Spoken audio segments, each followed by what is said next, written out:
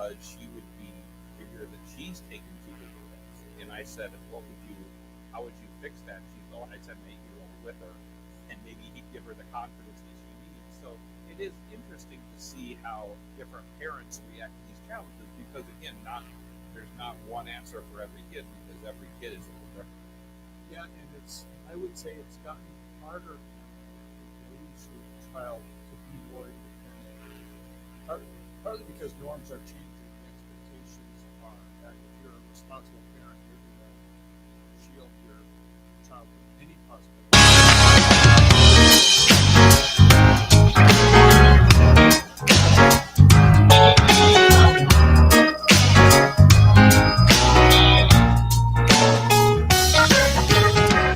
So welcome to St. Louis in Tune. Thank you for joining us for fresh perspectives on issues and events with experts, community leaders, and everyday people who are driving change and making an impact that shapes our society and world.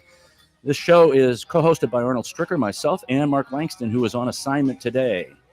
Well, what do you get when you mix puppies, Italian food, wine, and an inspirational talk? Our guest, Monica Adams, television and radio personality, and Jessica Cook, who's owner of the Yuppie Puppy Pet Spa and Yuppie Puppy Rescues, is here to talk about that. I want to give you guys a little introduction first because I think it helps people understand what this is. Now, the Yuppie Puppy Pet Spa, but this is a big deal. Jessica, she's the owner of that. She was named the Small Business Person of the Year by the St. Louis District of the Small Business Administration.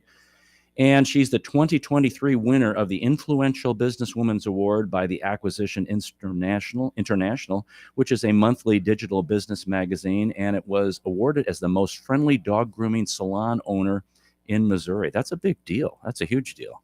And our other guest, Monica Adams, she is a host, reporter, writer, producer, anchor, and editor in St. Louis media. She has been a news director for many, many radio stations here and also for television stations. She's an assistant sports director when she covered the Blues, Cardinals, and Rams in radio. She worked for Fox affiliate KTVI and Traffic Entertainment, Fitness, Health, and Reporting, and was recently the morning anchor on KSDK, the NBC affiliate here in St. Louis. She writes and produces many things related to wellness. She's a personal trainer and wellness specialist, designs and is a wardrobe consultant specializing in men's fashion. And if that wasn't enough, she released her own new women's clothing line. Welcome, ladies, to St. Louis in Tune. I'm glad to be here. So this is not all about just promoting yourselves. No. This is you're getting together for a cause that is supporting the Forever Rescue, the Yuppie Puppy Forever Rescue. And it's going to be a time coming up on November the 4th from 6 to 8 p.m. at the Clayton Wine House. So let's talk about that. First of all, Jessica, what is the Yuppie Puppy Spa? So Yuppie Puppy Pet Spa, we're celebrating our 20th year in business. It's a holistic approach to everything pet services. So overnight hotel stays, grooming, boarding, daycare.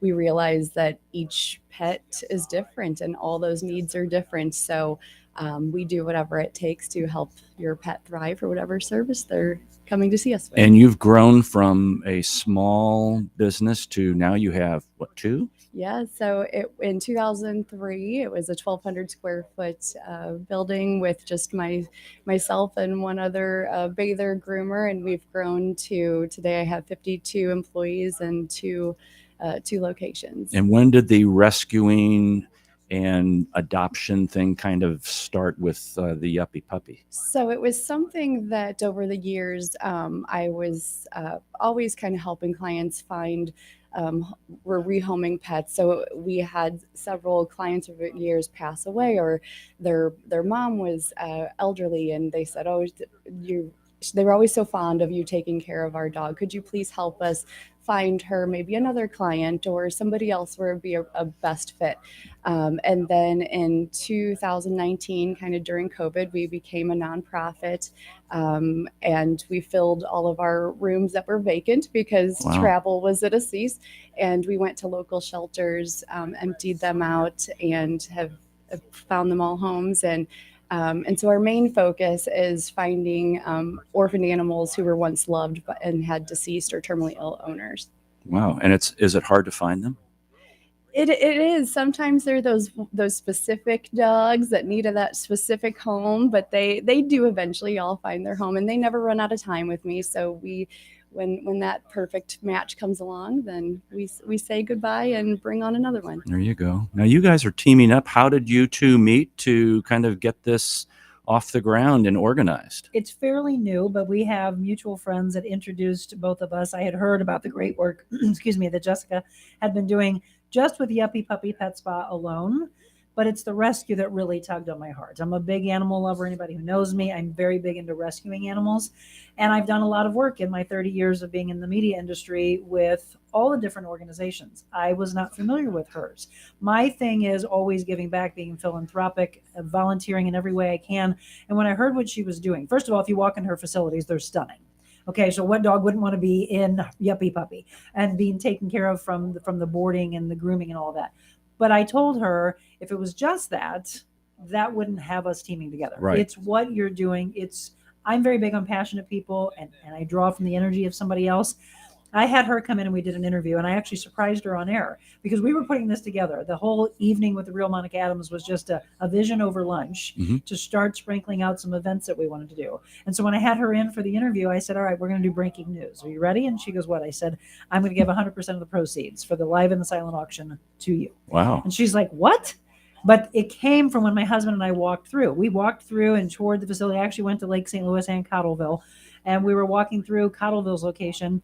And I was like, I love this. And then we started talking about the rescue. And I looked at my husband. So she did kind of overhear. She thought I was going to, what the surprise was. And I was like, oh, darn it. I didn't give you breaking news. Did you tell your husband that beforehand that I think maybe Monica's going to do something? I just mainly talked about how your energy just, I love it and revived me. And you were so passionate. And I just kind of told him about our teaming up. So he didn't get the breaking news until I got the breaking news. So Arnold, there's a lot of things that we want to do together, but it started with, again, like most really great things starts with a vision of where can we go with this. And so I didn't know what I wanted to do, but I looked at this event and thought it started with, let's just bring people together. I do motivational speaking all around the world. Let's do a little bit of it that night. Let's bring in some good food, some wine, some whiskey, but let's have a volunteer and an organizational nonprofit component to it. So when we started talking about that, and then I said, so someone's like, okay, so you just want to give some of the proceeds? And I said, no, not some. Let's give them all to them. And they're like, well, no one does that. And I said, well, Here we are. Well, here we are. And I'll tell you what, Jessica, I cannot believe what we're pulling together in a skeleton crew, because we just launched the show back in March. But it's 30 years, Arnold. You get it. Right. Being in the industry, people are now coming forward saying, remember when I told you everything you've done for us? Now it's our turn to pay it back. And that's really, I just got chill. That's really what the world should be about, is give and take and be there and lift each other up. So I'm thrilled that we're going to be able to do this for her. I have a goal. I'm not going to tell you, I have a goal in my mind of what I want to raise that night. And It'll be another breaking news. Yes, it is. We got to come back to tell you how much we raised. There you go. Now, on the adoption, you adopt these dogs, Yes. right? And so there's a particular process that you go through. You're just not letting somebody walk in and say, yeah, I want this dog. No, so we, and like I said, our dogs never run out of time, and it's all about finding that perfect match. So we have open meet and greets, or we have the application process, and it's really in detail on lifestyle.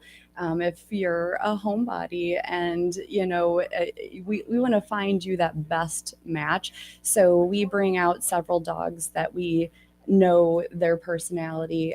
We involve, if there's kids in the home, they come several times. If there's other dogs in the home, they come several times. So it's not a quick process, because we want it to be the last time they pack their bags. It's truly happily ever after, and there's no rush. So if people want to go through that process and really get to know that dog, it's all about setting them up for success in the transition period. Now you've got the Yuppie Duppy. Yuppie. I have to say this slowly. The Yuppie Puppy Spa, and then the Yuppie Puppy Forever Rescue. Yeah. How much time or percentage of time do you devote to the rescue portion in relation to the whole?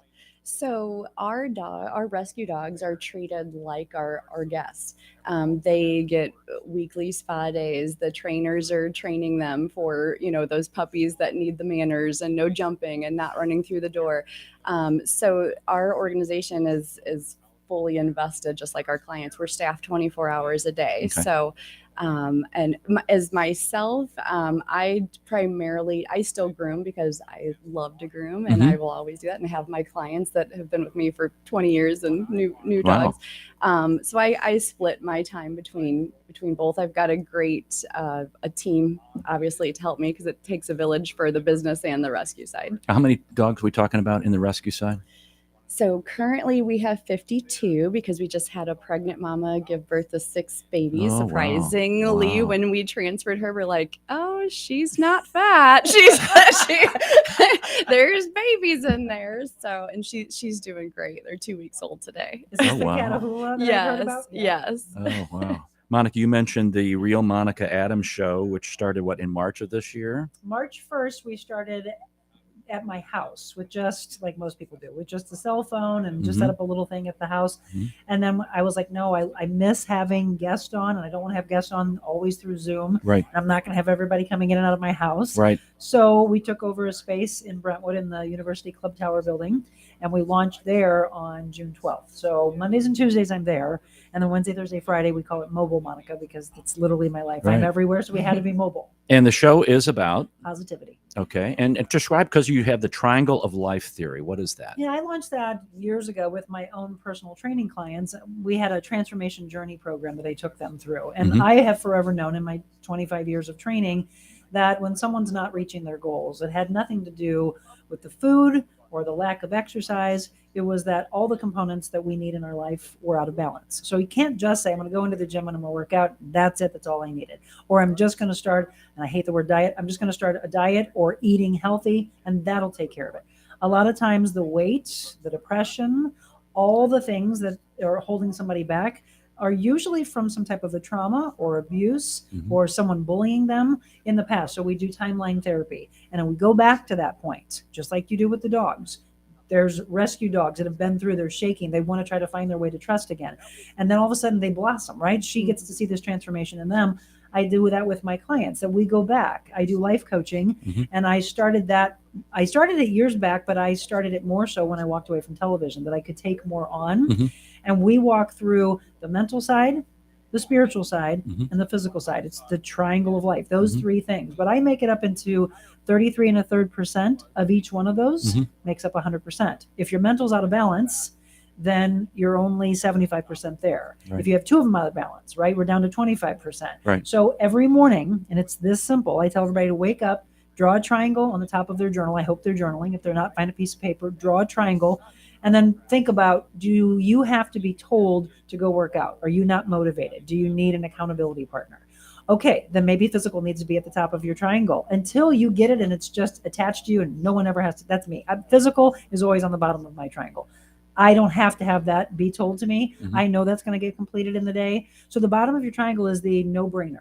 The top of the triangle is what's weighing heavily on you. Is it your spirit is dampened by the world and what's going on? Is it mentally, I'm so frustrated, people are telling me I'm not this, I'm not that, even though I feel like I am. So mental might be on the top. But that triangle will forever change. And it's beautiful to watch in a journal, going back weeks, months, years to that particular date and go, wow, yeah, this is what I was going through. And then to see this beautiful transformation that happens within you. Okay. This is Arnold Stricker with Mark Langston of St. Louis in Tune. We're talking to Monica Adams and Jessica Cook about an activity that's going to take place November the 4th at the Clayton Wine House from 6 o'clock to 8 p.m. And let's kind of unpack that a little bit. What's the evening, like when somebody walks in, what's the evening going to be like? Because there's some silent auctions going to be taking place, et cetera, like that. So how's the setup so people can kind of mentally know, like, I'm ready to go for this activity? If they've never been, first of all, and I'm very big on supporting local. This is where, especially as we get ready to get into the holidays, this is where I would tell you to go if you're going to buy wine, you're going to buy spirits, you're going to buy beer, you want to make a nice charcuterie platter. They even have pastas and syrups and olive oils there. Beautiful place. So Sean and Chris and Tim are the owners. My brother Craig is a sommelier there. They have beautiful events. They have an incredible event space. If you've ever been to the Sears or the Willis Tower and you know where you step and you go, I feel like I'm going to fall through, right? That's what they have there. So the top part is all the wines and the spirits, like I said. And then all of a sudden you'll step up and you'll see this glass and you do the same thing. You're like, oh, wait, I'm going to fall through. And you can see down below to the event space, which is stunning. So I chose it because, one, I just want to help out Clayton Wine House. 2, I think it's such a beautiful space. And then we teamed up with Trattoria Marcel. regularly has gotten one of the top Italian restaurants in St. Louis. Very The good. Comarec family is just amazing. The food we're going to have that night is all from Trattoria Marsala. Okay. Then we're going to have wine tastings, and I highly recommend if a lot of people they're like, oh, I buy bottles of wine, it's not what I wanted. Well, that's why you should do tastings, and then Right. find out what you want. Maybe go and say, okay, I've had a few tastings. I'm going to buy a bottle of wine with my friends and family that are there that night, or bourbon tastings. If someone doesn't drink, they'll make a little mocktail up for you, and then we're going to just visit with like-minded people that are all wanting to make this world a better place. Mhm. And then we'll get into, I'm going to do about a 10-15 minute motivational speaking, a little introduction to what I do when I do my speaking engagements. Okay. Talk a little bit more about, how we get to that triangle of life and complete it. And then we'll go into a live auction and silent auction. Okay. And then we'll do a big check presentation for her that night because I have somebody tabulating everything for me. And yeah, just it's from 6 to 8 p.m. And it's going to be a feel good night. People all go out to dinner, or you wait to the last second to pick what you're going to do for the weekend. I say go to it now. You go to my website, therealmonicaadams.com. There's a tab that says what's new. Click on that, and that's where the event is. There you and go. Just go out with the girlfriends, go out with the guys, or get some couples together with your family. It's going to be a cool night. That sounds great. And we'll have a couple furry friends Yes. there too. Furry friends. Yeah, Oh, furry friends. I said, Jessica, you got to bring some of what we're raising money for. But they're not part of the auction. No, Not part of the yeah, that's a auction, good no. thing to say, though, Arnold, because sometimes people are like, "Oh, should we auction them up?" Not a rescue, no. Right. Now, Monica was mentioning about the triangle of life theory. Now, we have a dog and we also have a cat, but dogs have a way of helping you in situations. They know your emotions if you're tight with them. Mhm. And can you describe some of the things that you've gone through personally with your animals and how they have helped you kind of bridge some situations in life or help you through some situations in life also? Oh gosh, so many. So dogs, animals. I have horses, goats, donkeys too. I have all the things. Animals truly make you be present and or have a way of clearing out all the busyness, and because they live in the moment. So to write just that moment, if you're stressed, they lower your blood pressure. Just that taking a second to just soak everything in and maybe forgetting something and looking into their eyes. And from the rescue dogs too, the transformations that they do from day one when we get them from whatever situation. They're not all from terrible situations, but it's a new environment. It's just different to them. So from sometimes they just need us sitting in there with them, just not making eye contact, just being a presence, having that energy in there with them, and then beautiful things start to happen. Then they start to kind of get a little bit closer, and it's amazing to see the dogs from day one to maybe 2 weeks later, 3 weeks later, totally different dogs. And that's why we can't stress enough that during that transition process, the 3 days, 3 weeks, 3 months, sometimes even longer, just take your time, be patient with them. And they don't come pre-programmed. Sometimes they just need us to sit with them and figure them out. And then they will be the best friend you ever could have asked for. Did you notice a difference in, I should say, an increase in the number of dogs available to be rescued after the pandemic? Unfortunately, yes. So we call those COVID dogs. Everybody was adopting dogs, which was fantastic during COVID. And then they slowly started to, we've seen them in the shelters and come back. And a lot of it was frustration from, so we were all at home. The dogs were all at home. That's all they knew. And then you started to leave and frustration started to set in. Why is my dog destroying this? Why is this? Well, it was just they needed to be acclimated a little bit more and, end on positive notes. And not all dogs are, want to, like, just like me, I don't maybe want to go to a concert, but I want to go out to dinner with a couple friends. That's where I'm comfortable. So really being their advocate and figuring out what is important to that dog. And we can't stress enough. A lot of people say, oh, well, I was going back to work, so I didn't have time. Well, the dog that is in 24/7 care in a shelter would rather be alone waiting for you to be home, and possible daycare or pet sitters, or they sleep most of the day and need that rest and are happy, in a crate. We work on crate training with our rescues because we want a lot of the causes, if you go shopping for a couple hours and you leave a puppy alone, well, it's going to do puppy things. Right. And so, have that safe space where they enjoy being in there and they're safe, and so are your floors and your baseboards and all the things. And you do dog training too. Training, I'm saying mostly for the owners. The dogs Yes. get the training, but Yes. the owners get the training too. Yeah. So all of our dogs, the rescues, we work on all things. We get to know them completely before they go up for adoption, and that's a big part of course, when we get some new fluffy in, everyone's like wants to submit an application. But is that dog food reactive? Is it going to be good in a home with kids? We need to know if it's good with other dogs. So we take a pause and let that dog know when he or she is ready to be adopted, because we want to set the potential adopters up and that dog up for success and know everything about it. Right. And then we offer 50% off training on all of our adopted dogs at Yuppie Puppy, because the potential adopters are going to say, well, it's doing this now and it's doing this. And we want to be there to talk through. And almost all of them that reach out and then do the training with us once adopted, they say thank you 6 months later. It's like the best dog ever. Cool. Yeah. Now, Monica, you've had dogs since you were a youngster? Oh, absolutely. And they've always been rescues. It's just, if you've never rescued a dog before and you've bought dogs, nobody's knocking that, but I don't know, Jessica, there's another level of a rescue dog, I think, that they just know you rescued them and vice versa, as opposed to going in and going to a breeder, going to a store and buying a dog. They're all great. We love animals, but I don't know. If you have not ever had a rescue dog, you don't understand what I'm talking about, right? Have you rescued? Yes. There's just another level. So we have 3 right now. My husband's like, what happened to stopping at 1? I'm like, no, they need to have friends. Yeah.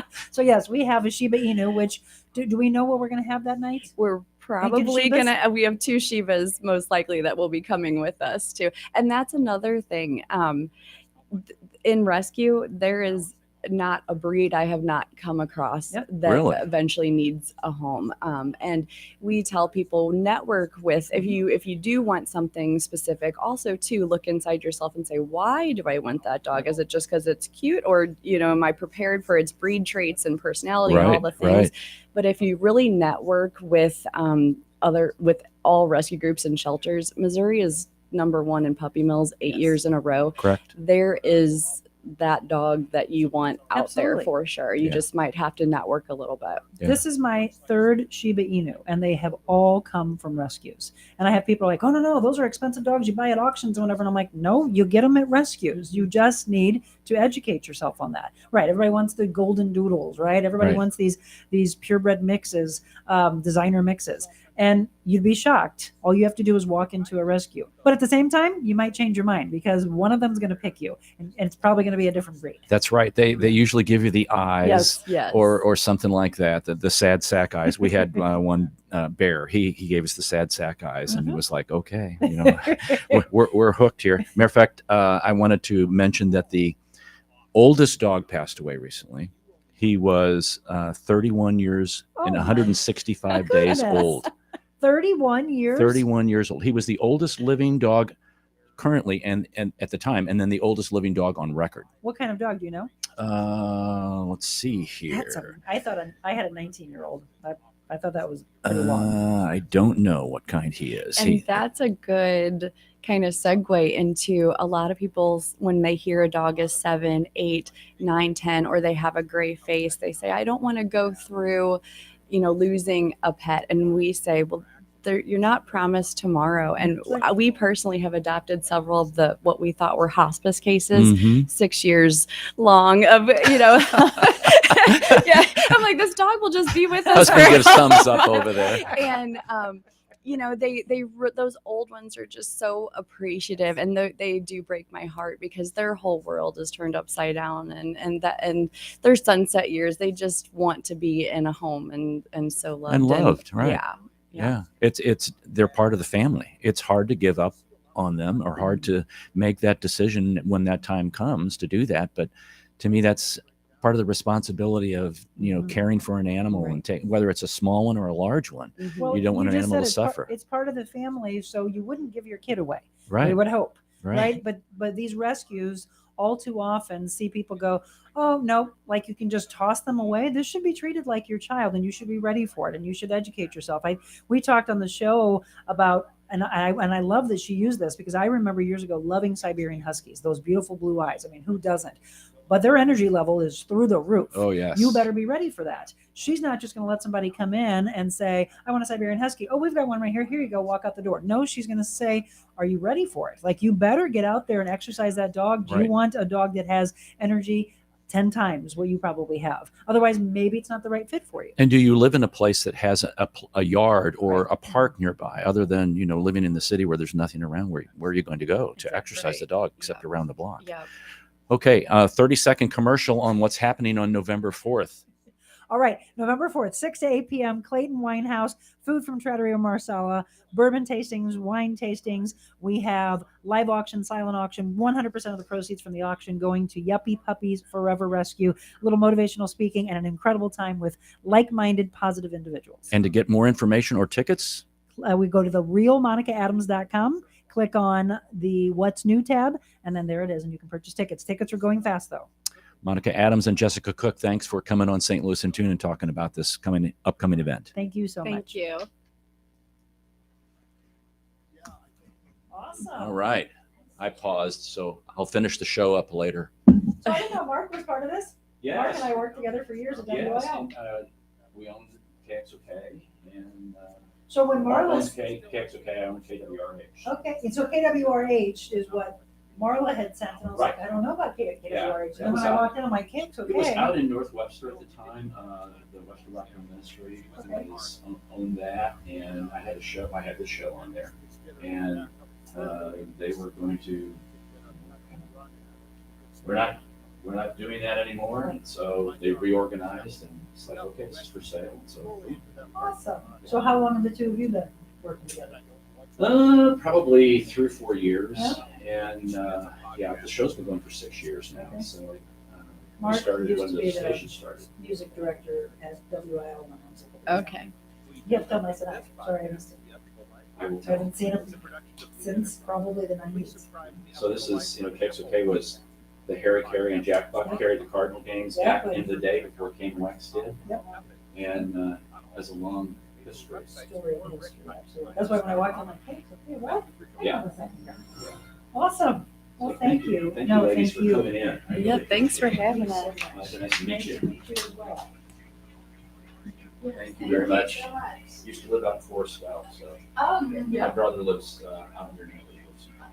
I know, I was like, oh my God, I hit the GPS and I was like, we're gonna be late. No. Well, Yeah. and we had a segment that airs tomorrow, and I kept looking at my two guests, I'm like, we gotta do this quick, I've gotta get somewhere in 9:50. So as soon as I hopped in the car, I'm like, it's gonna be closer to 10. You were fine. You were fine. Yeah. But, oh my God, I just realized Yes. that, that's awesome. So, you know what, I can't. I think you guys are in front. Yeah. That part. I don't know, we can come to that way.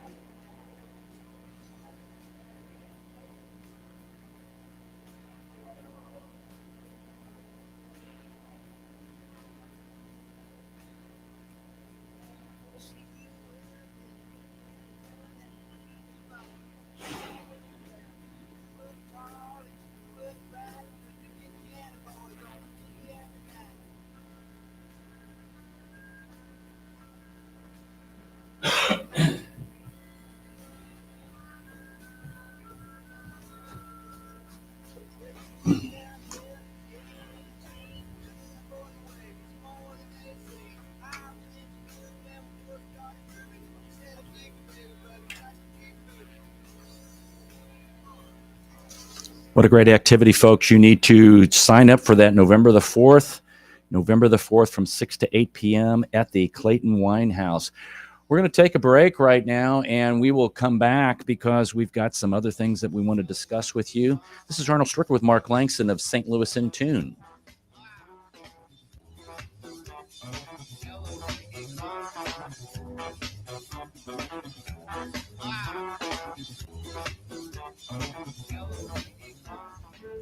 This is Arnold Stricker of St. Louis in Tune on behalf of the Dred Scott Heritage Foundation. In 1857, the Dred Scott decision was a major legal event and catalyst that contributed to the Civil War. The decision declared that Dred Scott could not be free because he was not a citizen. The 14th Amendment, also called the Dred Scott Amendment, granted citizenship to all born or naturalized here in our country and was intended to overturn the U.S. Supreme Court decision on July 9, 1868. The Dred Scott Heritage